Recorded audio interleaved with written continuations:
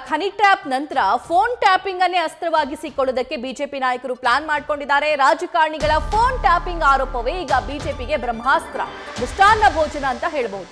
ಮುಂದಿನ 3-4 ದಿನ ಇದೇ ವಿಚಾರ ಪ್ರಸ್ತಾಪ ಮಾಡೋದಕ್ಕೆ ರಾಜ್ಯ ಬಿಜೆಪಿ ಪ್ಲಾನ್ ಮಾಡಿಕೊಂಡಿದೆ. ಸ್ಪೆಷಲಿ ಮಾಧ್ಯಮಗಳ ಮುಂದೆ ಈ ವಿಚಾರವನ್ನ ಪ್ರಸ್ತಾಪ ಮಾಡೋದಕ್ಕೆ ನಾಯಕರು ಸನ್ನದ್ಧಾಗಿದ್ದಾರೆ.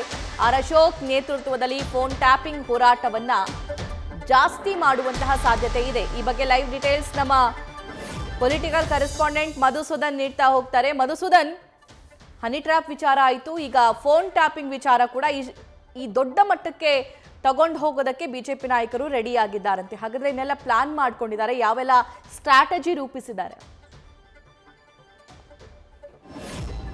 ಹೌದು ಸಭಾ, ಪ್ರಮುಖವಾಗಿ ಈಗ ರಾಜ್ಯದಲ್ಲಿ ಹನಿ ಟ್ರ್ಯಾಪ್ ಪ್ರಕರಣಕ್ಕೆ ಸಂಬಂಧಪಟ್ಟಂತೆ ಏನ್ ಚರ್ಚೆ ಆಗ್ತಾ ಇದೆ ಅದರ ಮುಂದುವರೆದ ಭಾಗವಾಗಿ ಫೋನ್ ಟ್ಯಾಪಿಂಗ್ ಕೂಡ ಚರ್ಚೆ ಆಗುತ್ತೆ.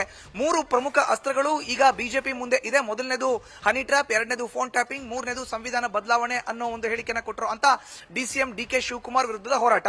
ಅದರಲ್ಲಿ ಈಗ ಹನಿ ಟ್ರ್ಯಾಪ್ ಪ್ರಕರಣ ಏನೋ ನೇರವಾಗಿ ರಾಜಣ್ಣ ಅವರು ಪರಮೇಶ್ವರ್ನ ಭೇಟಿ ಮಾಡಿ ದೂರನ್ನ ಕೊಟ್ಟಿದ್ದಾರೆ. ಅದಕ್ಕೆ ರಾಜ್ಯ ಸರ್ಕಾರ ಏನೆಲ್ಲ ಕ್ರಮ ತೆಗೆದುಕೊಳ್ಳುತ್ತೆ ಅದನ್ನ ಕಾದ್ ನೋಡೋದು. ಬಟ್ ಎರಡನೇ ಅಸ್ತ್ರ ಫೋನ್ ಟ್ಯಾಪಿಂಗ್ ಏನಿದೆ ಅದನ್ನ ಈಗ ಬ್ರಹ್ಮಾಸ್ತ್ರವಾಗಿ ಮಾಡ್ಕೋಬೇಕು ಅನ್ನೋದು ಬಿಜೆಪಿ ನಾಯಕರ ಪ್ಲಾನ್. ಹೀಗಾಗಿ ವಿಧಾನಸಭೆ ವಿಪಕ್ಷ ನಾಯಕ ಆರ್ ಅಶೋಕ್, ವಿಧಾನ ಪರಿಷತ್ನ ವಿಪಕ್ಷ ನಾಯಕ ಚಲವಾದಿ ನಾರಾಯಣಸ್ವಾಮಿ ನೇತೃತ್ವದಲ್ಲಿ ನೇರವಾಗಿ ಹೋರಾಟವನ್ನ ಮುಂದಿನ 3-4 ದಿನಗಳೊಳಗೆ ರೂಪಿಸಬೇಕು. ಮಾಧ್ಯಮಗಳ ಮುಂದೆ ಫೋನ್ ಟ್ಯಾಪಿಂಗ್ ವಿಚಾರ ಬಿಟ್ಟರೆ ಬೇರೆ ಯಾವ ವಿಚಾರನೂ ಕೂಡ ಮಾತನ್ನ ಆಡಬಾರದು ಅನ್ನೋ ನಿರ್ಣಯವನ್ನ ನೇರವಾಗಿ ಬಿಜೆಪಿ ನಾಯಕರು ಮಾಡ್ಕೊಂಡಿದ್ದಾರೆ. ಹೀಗಾಗಿ ಅಪ್ ಟು ಯುಗಾದಿ ಕಳೆಯೋ ತನಕಲೂ ಕೂಡ ಬಿಜೆಪಿ ನಾಯಕರು ರಾಜ್ಯ ಸರ್ಕಾರದ ವಿರುದ್ಧ ಹರಿಹಾಯುವಂತ ವಿಚಾರ ಯಾವ್ದಾದ್ರು ಇದ್ರೆ ಅದು ಫೋನ್ ಟ್ಯಾಪಿಂಗ್. ವಿಪಕ್ಷ ನಾಯಕರ ಸದಸ್ಯರು ಸೇರಿದಂತೆ ಎಲ್ಲರ ಫೋನ್ ಅನ್ನ ರಾಜ್ಯ ಸರ್ಕಾರ ಟ್ಯಾಪ್ ಮಾಡ್ತದೆ ಅನ್ನೋ ಅಸ್ತ್ರವನ್ನೇ ಪ್ರಮುಖ ಬ್ರಹ್ಮಾಸ್ತ್ರವನ್ನಾಗಿ ಮಾಡಿಕೊಳ್ಳೋಕೆ ವೇದಿಕೆಯನ್ನ ಆರ್ ಅಶೋಕ್ ನೇತೃತ್ವದಲ್ಲಿ ಬಿಜೆಪಿ ನಾಯಕರು ಸಿದ್ಧಪಡಿಸಿಕೊಂಡಿದ್ದಾರೆ ಅನ್ನೋ ಒಂದು ಮಾಹಿತಿ ನ್ಯೂಸ್ ಫಸ್ಟ್ಗೆ ಲಭ್ಯ ಆಗಿದೆ. ಸಭಾ, thank you Madhu. News First ನಿರ್ಭೀತಿಯಿಂದ ನಿಮ್ಮ ಪರವಾಗಿ.